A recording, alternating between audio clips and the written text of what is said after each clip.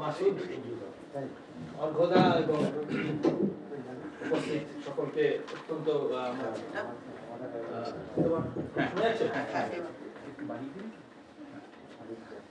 দেখো তো mic ম্যানটা mic ওই দাদা দাদা এমনি শোনা যাচ্ছে কথা? হ্যাঁ গলায় বেশ ভালো জোর আছে। ঠিক আছে, এই আওয়াজে এইখানেই ওইটা বসিয়ে দিই, এইটা খুলে ওইটা বসিয়ে দিই। হ্যাঁ আমি ওটাই বলছি যে দেখা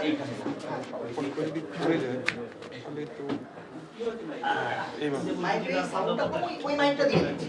তুমি কীর্তনিয়ার মতো বসো।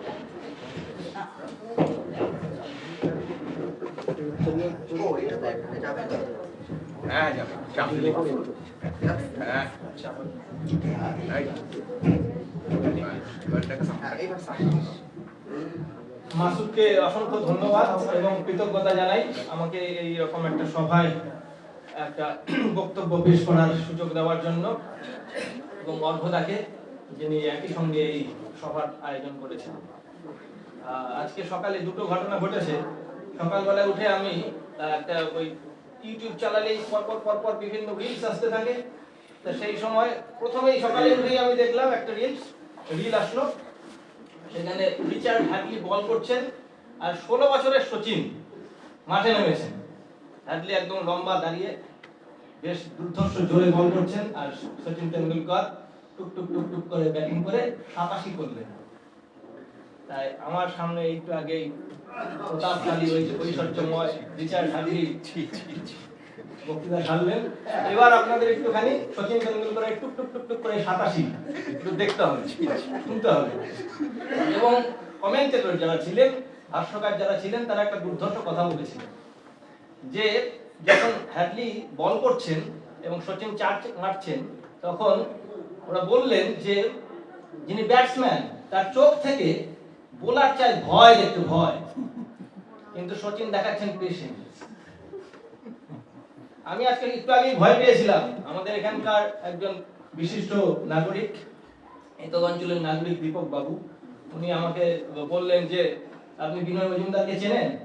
তখন আমার মনে হলো চিরন্তন সরকারের কবিতা নিয়ে আলোচনা বিশ্লেষণটা একটু সভয়ে করতে হবে আমাকে। সেটাই শুরু করছি। চিরন্তন সরকার আমাদেরই জনপদের একজন কবি। আমি গত কয়েকদিন ধরে ওর কবিতা আমি পড়ছিলাম, মোটামুটি গত সপ্তাহ দুয়েক এই কবিতা নিয়েই পড়ছিলাম। এবং কবিতা আমার কাছে, এখানে অনেকগুলোই কবিতা আপনারা পাঠ করলেন, পেশ করলেন। আমি মনে করি একটা অসম্ভব ব্যাপার, কবিতা লেখা যার তার কর্ম নয়। এবং একটু আগে এই কাফিদা বললেন, তার আলোচনা যে শেষ করলেন, যে রাজনীতি যতই বারবারন্ত হোক না কেন, কবিতা কিন্তু স্বয়ং বলে দাঁড়িয়ে থাকে, সে যেখানেই থাকুক না কেন। সেই কবিতা নিয়েই আমি আলোচনা করবো আজকে। এবং কবিতা যখন পড়ছিলাম, চিরন্তন সরকারের কবিতা, কবিতার মধ্যে আমি ধরে নিচ্ছি চিরন্তন সরকার এখানে অনুপস্থিত, সেভাবেই আমি বিশ্লেষণটা করার চেষ্টা করছি। যে কবিতার মধ্যে দিয়ে কবির যে মনোবৃত্তি, কিভাবে তার যে চিন্তা বৃত্তি, সেই বৃত্তিটাকে বোঝার চেষ্টা করছিলাম। এবং সেটা বুঝতে গিয়ে সমস্ত সব এই চিদাকাশ ও দলীয় পতাকা, এই বইটা আমি সেটা নিয়ে আলোচনা করব। কয়েকটা কবিতা ধরে বলবো, একটা কবিতা ধরে একটু বেশি বিশ্লেষণ করব। এই কবিতা নিচয়ের মধ্যে থেকে আমি বোঝার চেষ্টা করছিলাম কবির মনের ভেতর অন্তর্গত চিন্তার যে বৃত্তি, সেটা কি ধরনের। তা সেখান থেকে মোটামুটি একটা ধারণা তৈরি হলো, এবং সেই ধারণাটাও একটু পরেই ভেঙে যাবে। এটাই মানে কবিতার একটা বল বলা যেতে পারে। সেটা হলো যে এখানে আমি শেষ থেকে আসছি, শেষের তিনটে কবিতা, যেখান থেকে আমি বইটা উল্টো দিক থেকে পড়ছিলাম। তিনটে কবিতা সূর্যাস্ত, অন্ধকার এবং আয়ু। এই তিনটে কবিতায় আমি দেখলাম যে দৈবাত শব্দ, এই শব্দটা অনেকবার এসছে, এবং হঠাৎ শব্দটা, দৈবাত এবং হঠাৎ। দৈবাত মানে অ্যাক্সিডেন্টালি কোনো কিছু ঘটছে, সে দৈবাত ফুলে ওঠে নৌকার পালের মতো, যেভাবে সহসা চাঁদ জ্বলে ওঠে, সহসা। শুধু দৈবাত এক একটা ফড়িংয়ের ক্ষীণ উড়ে বসা, ডাহুকের স্পর্শ, স্বর্ণ গতিকার সরসর চলে যাওয়া, কিংবা দমকা একটা হাওয়া উঠল হঠাৎ, আর মাছ ধরা নৌকো থেকে তীক্ষ্ণ হো ধ্বনি ছুটে এই হাওয়ার সঙ্গে মিলে। এই যে হঠাৎ, দৈবাৎ, ইংরেজিতে যাকে আমরা বলি বাই চান্স বা অ্যাক্সিডেন্ট, এই যে চান্স ব্যাপারটা চিরন্তন সরকারের কবিতার, অন্তত আমি যখন এই শেষের দিক থেকে এগোচ্ছি, অদ্ভুত ভাবে আসছে। একটা অপ্রত্যাশিত, আকস্মিক, তার সঙ্গে সঙ্গেই আরো যখন এগিয়ে যাচ্ছি পেছন থেকে, অজান্তে হাজার বছর শেকড় মাটির নিচের ধাতুকে নড়ায়।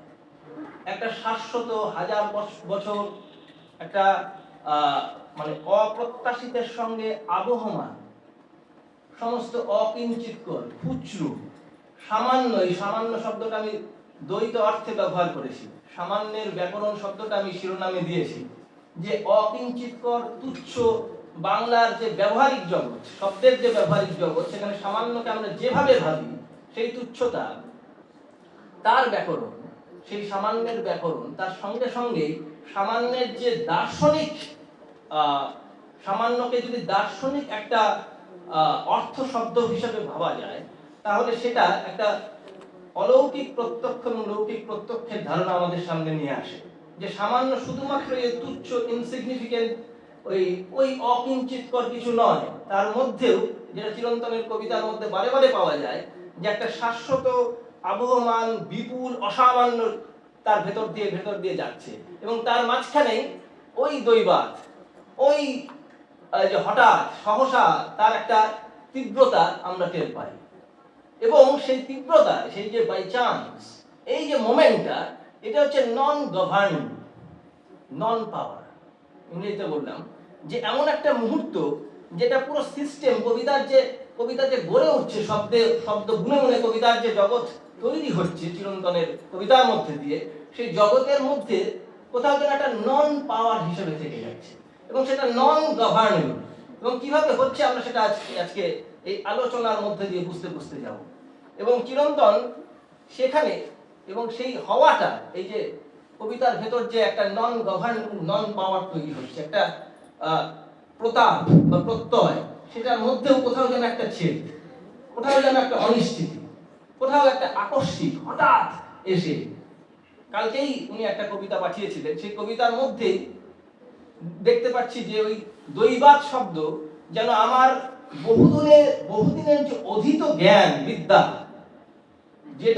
যেটাকে সম্বল করে আমি স্বয়ং বশ, সেইখানে দৈবাত, ওই হঠাৎ সহসা এমন একটা অচানক কিছু ঘটছে, যেটা আমার গলায় ওই অধীত বিদ্যার মাধ্যমে যে আমার যে প্রতাপ, আমার যে প্রত্যয়, ফাঁসির দড়ির মতো আটকে যাচ্ছে। ওই মুহূর্তে আমি একদম নুজ্জ হয়ে গেছি, আমি কাবু হয়ে গেলাম। চিরন্তনের কবিতার অন্যতম একটা গুরুত্বপূর্ণ বৈশিষ্ট্য হচ্ছে ওই মুহূর্তগুলোর দিকে ধেয়ে যাওয়া, এবং সেই মুহূর্তগুলোর মধ্যে থেকে সেই কবিতার একটা অন্য রকম ভাবে স্বয়ং প্রকাশিত হয়। এই যে স্বয়ং প্রকাশিত, চিদাকাশ শব্দটা উনি বইয়ের শিরোনামে ব্যবহার করছেন, যে স্বপ্রকাশ, সেলফ লুমিনাস, এই যে একটা মোমেন্ট, এবং তার সঙ্গে সঙ্গে একটা সামান্যের ব্যাকরণ তার সঙ্গে সঙ্গে যাচ্ছে, যেখানে তুচ্ছতার নানান বিবরণ, লৌকিক যে ঘটনা বহুলতা, যে জীবন, যে গার্হস্থ্যের যে জীবন, গৃহস্থালির যে নানান টুকরো সমস্ত মুহূর্ত, সেই মুহূর্তগুলো এসে এসে কবিতার বুকে জড়িয়ে যাচ্ছে, এবং কবিতা একটা অন্য ধরনের শেপ নিচ্ছে। এবং সেখানে ওই যে ওই টুকরো মুহূর্তগুলো, যে আকস্মিক মুহূর্তগুলো, যে দৈবাত, সহসা, এই শব্দ দিয়ে উনি দাগিয়ে দিচ্ছেন যে এই মুহূর্তে আমার যে অধীত জ্ঞানের মাধ্যমে আমি যে একদম আমার যে স্বয়ং প্রকাশ, আমি আমার দ্বারা নির্ধারিত, সেই নির্ধারিত যে মুহূর্ত, সেখানে ওই অনির্ধারণ, অপ্রত্যাশিত, আকস্মিক এসে একটা ফাটল তৈরি করছে, একটা ছেদ তৈরি করছে। এই ছেদের এইখানে কবিতা নেই, ছেদের রাজনীতি হচ্ছে চিরন্তন সরকারের কবিতার মধ্যে দিয়ে কিভাবে পরিস্ফুট হচ্ছে, কিভাবে প্রকট হচ্ছে, সেটা আমি বলার চেষ্টা করবো। এই অর্থে এই যে কাফিদা এতক্ষণ যে আলোচনা করলেন, যে রাজনীতি এবং স্থেটিক্স, নন্দন দত্তের যে কথা উনি বললেন, এখানে ওই রাজনীতির কথাই এখানে আমি বলবো।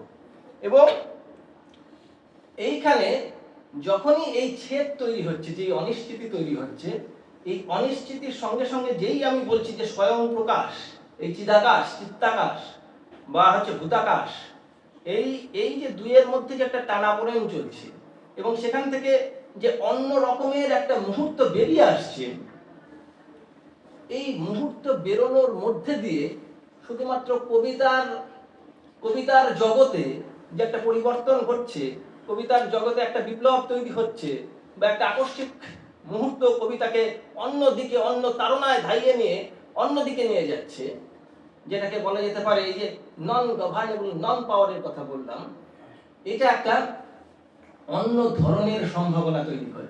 শুধু সম্ভাবনা না, একটা অন্য ধরনের সম্ভাবনা, হোললি আদার পসিবিলিটি। এই চান্সটা শুধু একটা সম্ভাবনা তৈরি করছে না, এই কবিতার মধ্যে একটা অন্য ধরনের সম্ভাবনা তৈরি করছে।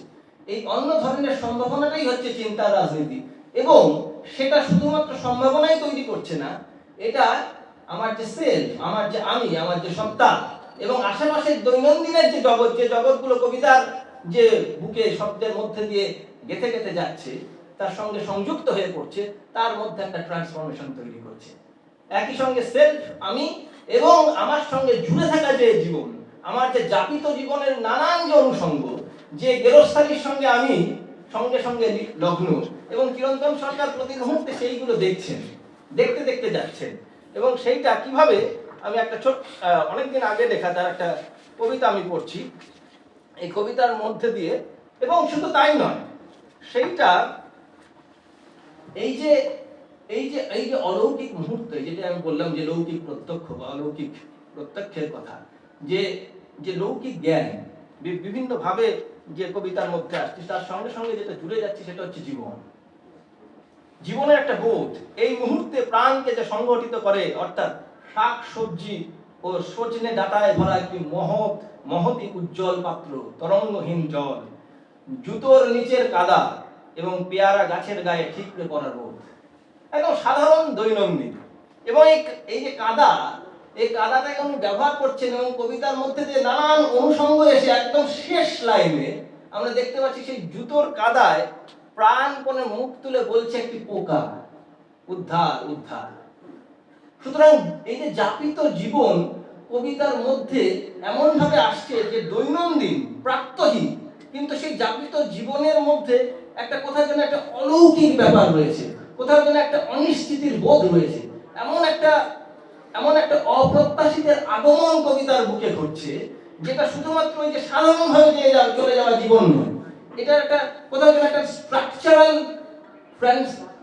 স্ট্রাকচারটাকে বা সিস্টেমটাকে ট্রান্সেন্ড করে যাচ্ছে। মানে আমি যেটা বলতে চাচ্ছি যে কবিতার মধ্যে যে দৈনন্দিন প্রাত্যহিক মুহূর্তগুলো জুড়ে জুড়ে যাচ্ছে, সেই দৈনন্দিন এবং প্রাত্যহিক মুহূর্তগুলো শুধুই দৈনন্দিন এবং প্রাত্যহিক নয়, সেটা কোথাও যেন একটা যুক্তি, চিন্তা, বুদ্ধির যে পরিক্রমণ, তার যে বিবেচনা, তার যে পথ, সেটাকে অতিক্রম করে এমন একটা সহজ মুহূর্ত কবিতার বুকে খুলে যাচ্ছে। এইভাবে কবিতা তৈরি হচ্ছে দেখুন। এবং সেটা কিভাবে আমাদের এই যাপিত জীবন, আমির যে জীবন, এই ব্যক্তিগত জীবন, যার সঙ্গে আমি আষ্টে পৃষ্ঠে মানে লেপ্টে আছি, যে জীবনের সঙ্গে আমিকে ছাড়ানো যায় না, একদম অঙ্গাঙ্গী ভাবে লিপ্ত। উনি লিখছেন একটা কবিতা যার শিরোনাম হচ্ছে ব্যথা, এবং সেটা হচ্ছে ওই জীবনটার মধ্যে একটা ফেনোমেনোলজিক্যাল রিগার রয়েছে। ব্যথা টেনে চুষে বার করে দেয় যেতের, লজ্জা না করে নিজের হাঁটুতে তাই পরীক্ষা করলাম লোকাল ট্রেনের কামরা। দৈনন্দিনের একটা গল্প, তেল বিক্রি করছে, সেই তেলটা আমি হাঁটুতে মাখিয়ে নিচ্ছি, কিন্তু উনি শব্দটা ব্যবহার করছেন দেখুন, ব্যথা টেনে চুষে বার করে দেয় যে তেল, এবং এই তেলের যে সম্ভাবনা কোথায় গিয়ে পৌঁছাবে দেখুন। আরো কিছুটা যদি আমরা এগিয়ে যাই, বেছে বেছে কানালি গুণ করছি, সিনেমা হলের পেছনে আধো অন্ধকারে, গান শোনার তো কান নেই, শুধু মেহেদি হাসান হলে ঝুপ করে মোড়ের মাথায় থেমে যায়, তখনই মহাশূন্য থেকে মুখে পাখির বৃষ্টি এসে পড়ে। তারপরে কিছুটা একটা স্পেস, কবিতা একটা স্পেশিয়াল একটা স্পেস নিচ্ছে, এবং স্পেসটা গুরুত্বপূর্ণ। আজ মুসুর ডাল 150 টাকা কিলো, একদম প্রাত্যহিক দৈনন্দিন আজকের জীবন। ওই যে লোকটা বললো মীরা মজুমদারকে চেনেন, ওই দৈনন্দিন। এই হীনযানে ভর করে চলেছি আকাশ গঙ্গায়। এইখানে কবিতা কিন্তু লিপ নিচ্ছে একটা আনফোর্সেবল আদারনেস, যেটা একটু আগে বললাম যে একটা হোললি আদার পসিবিলিটি, যে সম্ভাবনা তৈরি করছে, সেটা সম্ভাবনা আমার যে চিরচেনার যে জীবন, আমরা সাধারণত এই যে দৈনন্দিন জীবনকে দেখি সেটা হচ্ছে ফ্যামিলিয়ারলি নোন, প্রতিদিন আমার চিরচেনা জগৎ, কিন্তু এই চিরচেনা জগতের মধ্যে ওই যে উনি যে কথাটা বললেন বেঞ্জামিনের, the origin of earth, origin শব্দটা জার্মান আছে উটসপ্রুংলিশ, দের উটসপ্রুংলিশ, ওইখান থেকে আসছে। ওই অরিজিনটা হচ্ছে এমন একটা যাকে নির্ধারণ করা যায় না, ধরা যায় না, অধরা একটা অরিজিন, কিন্তু আমরা খুব চেনা। এই যে ফ্যামিলিয়ারলি নোন, চিরচেনা যে জগৎ, তার পাশে পাশে পাশে পাশে পাশে পাশে একে একে ওই জগতের মধ্যে, জাগিত জীবনের মধ্যে নানান কিছু ঘটছে। এই কারণেই ওই শ্রেণীর যে দ্বন্দ্ব, শ্রেণীর যে বিভেদ, ওই সর্বহারা তারা ওর মধ্যে ঢুকতে পারছে না, কোথাও যেন একটা ফাঁক রয়ে গেছে, কোথাও যেন একটা ভেদ রয়ে গেছে, কোথাও যেন একটা ফাটল রয়ে গেছে। সেই যে অতিক্রমণের চেষ্টা, এবং সেটা জুড়ে আছে আত্ম অতিক্রমণের চেষ্টা। এই যে আত্ম অতিক্রমী যে ভাবনা, এই হীনযানে ভর করে চলেছে আকাশ গঙ্গায়, এবং এই যে হীনযান শব্দটা ব্যবহার করছেন, এবং আকাশ গঙ্গার দিকে যে তার পাড়ি দেওয়া, কোথায় যেন ওই যে সেল যেটা আত্ম অতিক্রম করতে চায় তার একটা ইরেজার, সেটা যেন তার একটা আত্মবিলোপের আকাঙ্ক্ষা। পূর্বপুরুষেরা ভগ্ন হৃদয় নিয়ে পানসির মতো একটা মেঘের আড়াল থেকে চোখ মুছছেন, নাছোড় বাস্তব যাকে অতিক্রম করার আকাঙ্ক্ষা। চিরন্তন একটা অসম্ভব অসাধারণ কবিতা লিখছেন, খুব সহজ কবিতা কিন্তু চমৎকার, যেখানে এই যে উনি একটু আগেই হাইডেগারের কথা বললেন, হাইডেগারের যে এই যে চিন্তা, এই origin of the work of art আসলে বইটার নাম, সেখানে দুটো ভাবনা চলছে, একটা হচ্ছে টেকনিক আর একটা হচ্ছে পোয়েসিস। এটা অ্যারিস্টটল থেকে উনি নিচ্ছেন, যে আমাদের জীবন একটা যান্ত্রিক একটা স্ট্রাকচারের মধ্যে দিয়ে, একটা ওই নির্মাণের মধ্যে দিয়ে আমরা সবসময় এগোতে এগোতে এগোতে যাই, তার মাঝখানে কিছু কিছু মুহূর্ত, এই যে অপ্রত্যাশিত আকস্মিক মুহূর্ত, সেটা হচ্ছে মোমেন্ট অফ পোয়েসিস। তুখে, অ্যারিস্টটল বলবেন তুখে, অটোমেটন না তুখে, সেইটা হচ্ছে ওই রকম যখন কিনা ওই কার্ল মার্কসের উনি কথা বলেননি এখানে। কার্ল মার্কস যখন 18 ব্রোমিয়ার লিখছেন, সেইখানে বিপ্লবের যে সাবজেক্ট, সেই সাবজেক্ট যখন বিপ্লবের একদম ঘন মুহূর্তে তার ওই বিপ্লবের যে সমস্ত ভাষা, সেই ভাষা উনি ভুলে যাচ্ছেন, ওই চেনা ভাষা তার কাছে অচেনা হয়ে যাচ্ছে, তখন তিনি ওই পেশেন্স, পারসিস্টেন্স, ওই দিয়ে নতুন ভাষা শিখতে শিখতে যাচ্ছেন, এবং তখন তার জগৎটা অন্যরকম ভাবে খুলে খুলে যাচ্ছে। সেই মুহূর্তটাকে হচ্ছে মার্কস বলছেন যে ওই ভবিষ্যতের কবিতা, ওই মুহূর্তটাই হচ্ছে খোঁজা হচ্ছে, ওইটাই হচ্ছে আসল রাজনীতির মুহূর্ত, রাজনৈতিক মুহূর্ত, সত্যিকারের রাজনৈতিক মুহূর্ত, যেটা আসলে হচ্ছে এথিক্যাল মুহূর্ত। এথিক্সের কথা উনি বললেন, যে রাজনীতির কথা বললেন, যে আমরা শেষ পর্যন্ত এথিক্সের প্রশ্নে আসি, সেইটাই হচ্ছে ওই আনকন্ডিশনাল পসিবিলিটি মুহূর্ত, একটা নিঃশর্ত নৈতিকতার মুহূর্ত, যেটা ওই অটোমেটন বা টেকনির মধ্যে দিয়ে যাওয়া যায়। একটা ছাদ ছাদ কবিতা লিখছি, ছন্দে পাচ্ছি, সুমন চক্রবর্তী লিখছেন, ছন্দে পাচ্ছেন, কিন্তু কবিতা হবে না। শুভম একটা কবিতা হবে, 100টা কবিতা হবে না, হয় না, অসম্ভব। টেকনিকে তুমি ভাবতে পারো, কিন্তু পোয়েসিস টুকে, ওটা তোমার থেকে বেরিয়ে আসবে এমন একটা মুহূর্ত। আমি একটা কবিতা দেখাবো যে চিরন্তনের এই কবিতায় সেটা সার্থক ভাবে এসেছে, আমি সেটাই পড়বো।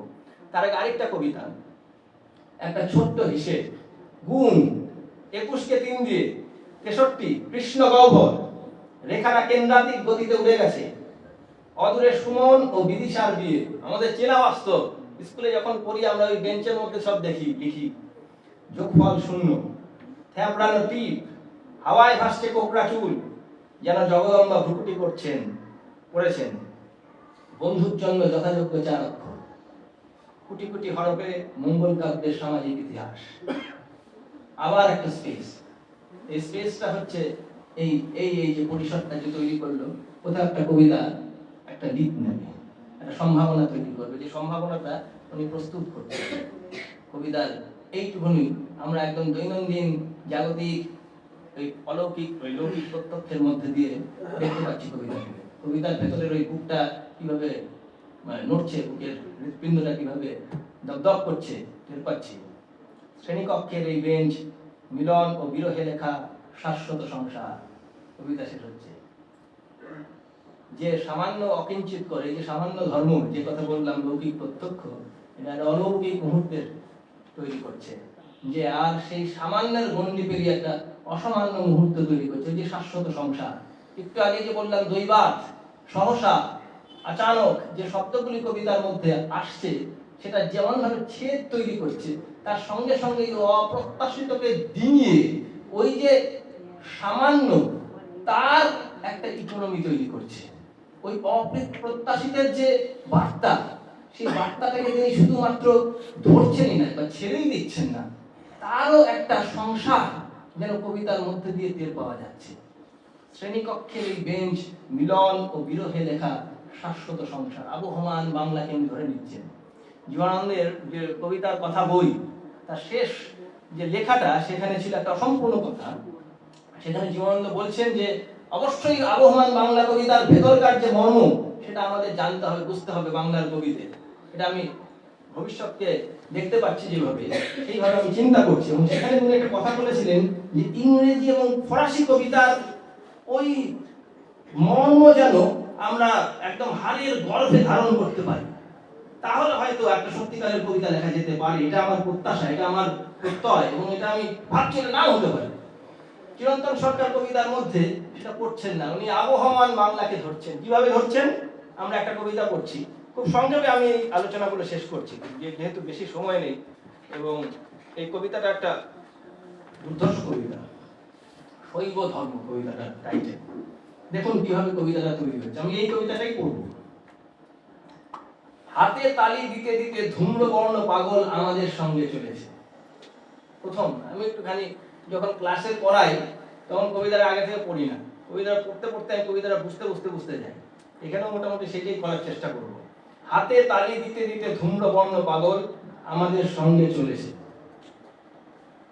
এই যে পাগল যে হাতে তালি দিচ্ছে, সেই লোকটি এবং আমাদের সঙ্গে, এই প্রথমেই একটা বিভাজন তৈরি হলো, যে আমরা এই পাগল থেকে আলাদা। যে পাগলটা হাতে তালি দিতে দিতে যাচ্ছে, তার থেকে ওই আমিটা আলাদা, আমাদের ওই আমিটা আলাদা, কিন্তু আমাদের সঙ্গেই চলেছে।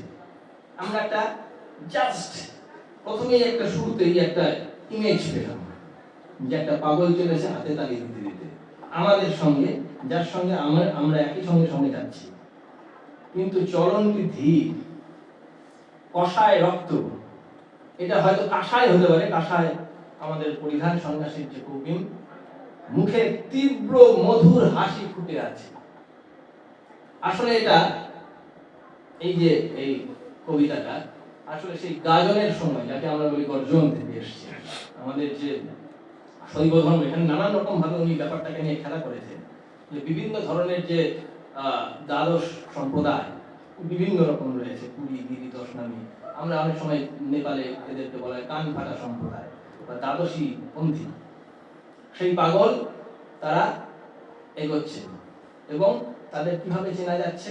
চেনার যে চিহ্নগুলো হচ্ছে চলন বিধি, কাঁসায় রক্ত, তার যে পরিহিত কৌপিন সেখানে রক্ত, একটা কিন্তু ভায়োলেন্সের চিহ্ন আমরা দেখতে পাচ্ছি। মুখে তীব্র মধুর হাসি ফুটে আছে। হাসিটা শুধু মধুর নয়, এর মধ্যে একটা তীব্রতা আছে, ইন্টেন্স হাসি। এই হাসির মধ্যে এই তীব্র শব্দটা যে ব্যবহার করছেন, এটার মধ্যে দিয়ে কিন্তু ওই যে ব্যথা টেনে চুষে তেল বার করার যে আকাঙ্ক্ষা, যে ব্যাপারটা রয়েছে, সেই তীব্রতা যেন ওই হাসির মধ্যে ওই ইন্টেন্সিটিটা তার মধ্যে প্রবিষ্ট হয়ে আছে। কিন্তু সেটা একটা সরল, সেটা একটা মধুর হাসি। আমাদের আবার কথাটা আসছে, ওই একটা দুইয়ের মধ্যে একটা সম্পর্ক তৈরি হলো, ঘনিষ্ঠতা তৈরি হলো, আবার একটা সূক্ষ্ম বিভাজন, দূরত্ব, একটা ব্যবধান তৈরি হচ্ছে। আমাদের গা ঘরের ছেলেদের নাকে পোটা, একদম অতি দৈনন্দিনের বাস্তব আমরা দেখতে পাচ্ছি। বৌঝিরা শাখা বলায় কিভাবে কবিতা এগোচ্ছে দেখুন, যে পাগল হাতে তালি দিয়ে দিয়ে এগোচ্ছে, এবং তার সঙ্গে সঙ্গে আমরা চলেছি। সেই আমাদের সঙ্গে একটা সম্পর্ক তৈরি হচ্ছে, আমরাও তার সঙ্গী। আমরা একই সঙ্গে আমাদের যে গেরস্থানির যে জীবন, আমাদের যে যাপিত জীবন, সেই জীবনের সাথে ওই পাগলের যে জীবন, তার যে যাপিত জীবন, যে যাপিত জীবনের মধ্যে থেকে ওই তীব্র মধুর হাসি, ওই কাঁসায় রক্ত, ওই হিংস্র মুহূর্তের মধ্যে থেকেও একটা হাসি ফুটে উঠছে, যে হাসির সঙ্গে আমি সম্পর্কিত হতে পারছি না। কোথাও যেন একটা ব্যবধান তৈরি হচ্ছে। ওই ব্যবধানহীনতা কোথাও যেন কাটছে না। তাই জন্য সঙ্গে সঙ্গে আসছে আমাদের গাঁ ঘরের, আমাদের এই গ্রামের কথা, আমাদের এই জনপদের কথাই উনি বলছেন। সেই আবহমান বাংলার সাধারণ যে গৃহস্থ মেয়ে, ছেলে মেয়ে, তাদের যে দৈনন্দিনের যে জীবন, তাদের যে নাকে ফোঁটা, হাতে শাখা পলা, এবং তার মধ্যে দিয়ে শুধু তাই নয়, দৈনন্দিনটা একটা অলৌকিক মুহূর্ত হচ্ছে যখন উনি অন্নপূর্ণা শব্দটা ব্যবহার করছেন। এবং শৈব ধর্ম কথাটার মধ্যে এই যে শিব শক্তির যে সম্পর্ক, তার যে দার্শনিক যে মাহাত্ম, এই কবিতা খুব সহজে বলতে বলতে উনি যাচ্ছেন। এবার একটা চমৎকার কথা বলছেন, বাবাদের গলায় তুলসীর কণ্ঠি, ধুতির পারে চৈত্রের ধুলো। এই যে চৈত্রের ধুলো, এইখানে এসে কবিতা আমরা দেখছি, প্রত্যক্ষ করছি যে কবিতায় ক্যারেক্টার কারা, সাবজেক্ট কারা, এবং চৈত্রের ধুলো এসে আমরা বুঝতে পারছি আসলে এই ক্যারেক্টার ওই গর্জনের সঙ্গী যারা, ওই গাজনের যে সঙ্গী, ওই চৈত্রের ধুলোর মধ্যে দিয়ে ওই টেম্পোরালিটিটা আমরা ধরা পড়ছি কবিতার মধ্যে। এইবার বুঝতে পারলাম, হ্যাঁ, এই যে পাগলরা যারা যাচ্ছে তারা হচ্ছে এই ঘটনা, এই যে উৎসব, সেই উৎসবের অঙ্গ। চৈত্রের ধুলো কিন্তু একদম সহজ ভাবে আসছে, ধুতির পারে চৈত্রের ধুলো। এই সূক্ষ্ম অনুষঙ্গের মধ্যে দিয়ে আমরা টের পাচ্ছি, ধরে নিতে পারছি। পাগল শূন্যে খামচে ধরে মুঠো ভরে গন্ধক ছুঁড়ে মারে। শূন্য খামচে ধরে, এই যে এটার মধ্যে আবার কিন্তু কবিতার মধ্যে ইতিহাস চলে আসে, ইতিহাস সক্রিয় হয়ে আসে। যে বিভূতি, অলৌকিক প্রত্যক্ষের কথা যে বলছি, এখানে নানান রকম ভাবে আসবে। শূন্য খামচে ধরে মুঠো ভরে গন্ধক ছুঁড়ে মারে।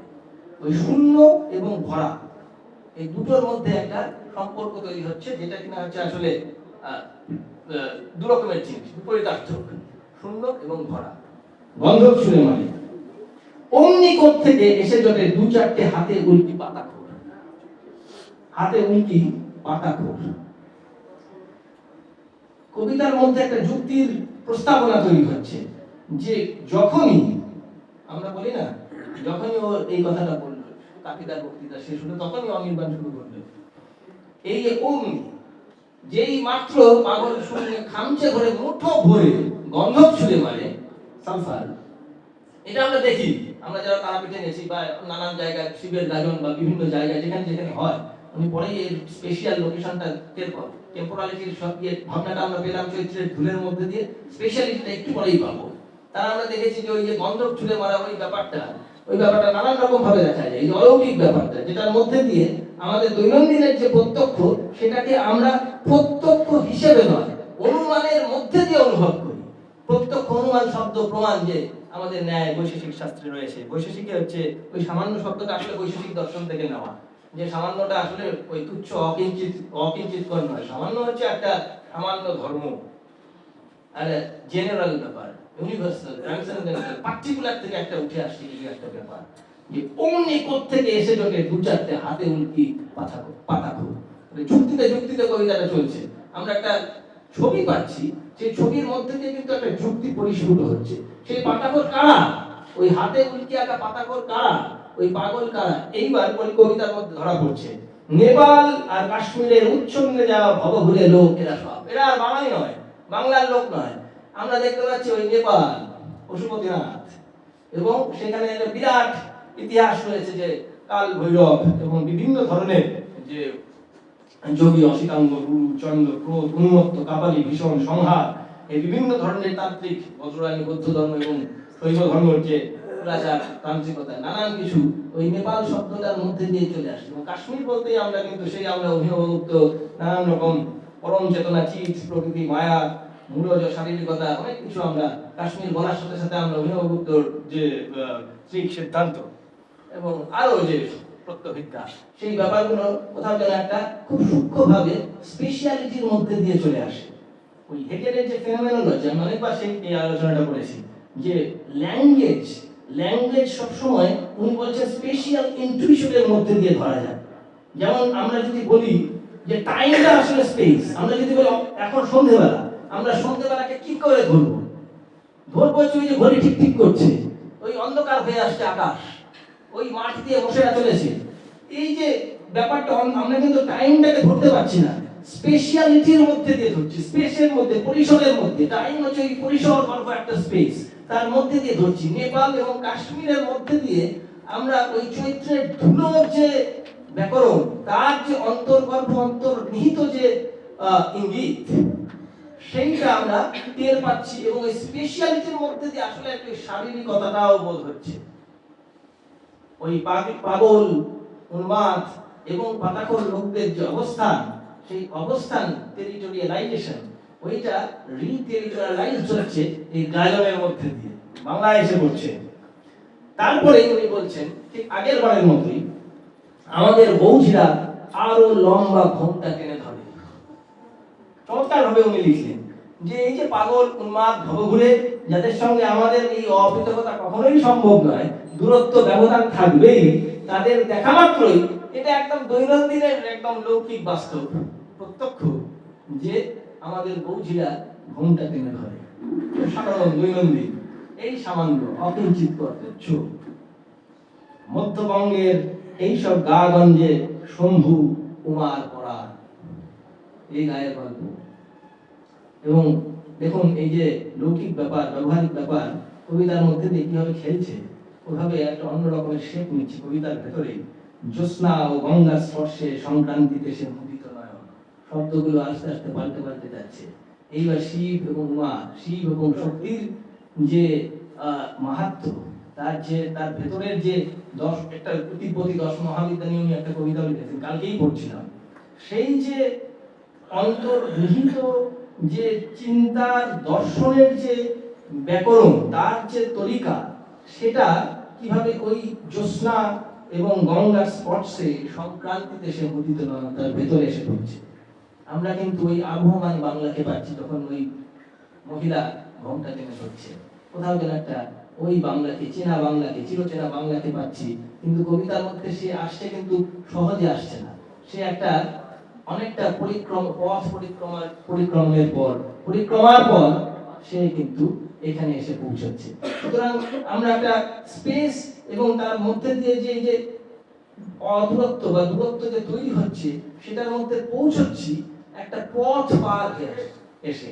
সেটা শুধুমাত্র যে শব্দের বা চিন্তার পথ তা নয়, এটা একটা যুক্তির মধ্যে দিয়ে আসছে। আমরা ধরা যাচ্ছে যে প্রেজেন্ট, এই হাইডেগারের কথা যে বললেন, যে এই যে পুরো জিনিসটা আমাদের চোখের সামনে ঘটছে, এই যে প্রেজেন্ট অ্যাট হ্যান্ডনেস, এই যে মোমেন্ট, এই মোমেন্টটা যে বর্তমানের বর্তমানতা, এটা যে আমরা ধরতে পারছি, ছুঁতে পারছি, বুঝতে পারছি, আমরা চোখ মেললেই এই চিত্রটাকে দেখতে পাচ্ছি, সেটা মাত্র সেই প্রত্যক্ষ অভিজ্ঞতার মধ্যে দিয়েই ঘটছে না, এটা যুক্তির অভিজ্ঞতার মধ্যে দিয়ে হচ্ছে। কবিতার মধ্যে সেই কারবারটা ঘটছে।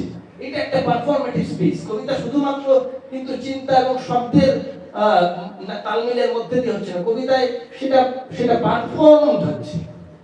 এই ক্রিয়া শক্তিটা, এই যে শিব এবং শক্তির যে ক্রিয়া শক্তি, যেটা একটু পরে আমরা একটা শব্দ পাবো, কুলাচার, সেই ক্রিয়া শক্তিটা এখানে পারফর্ম হচ্ছে।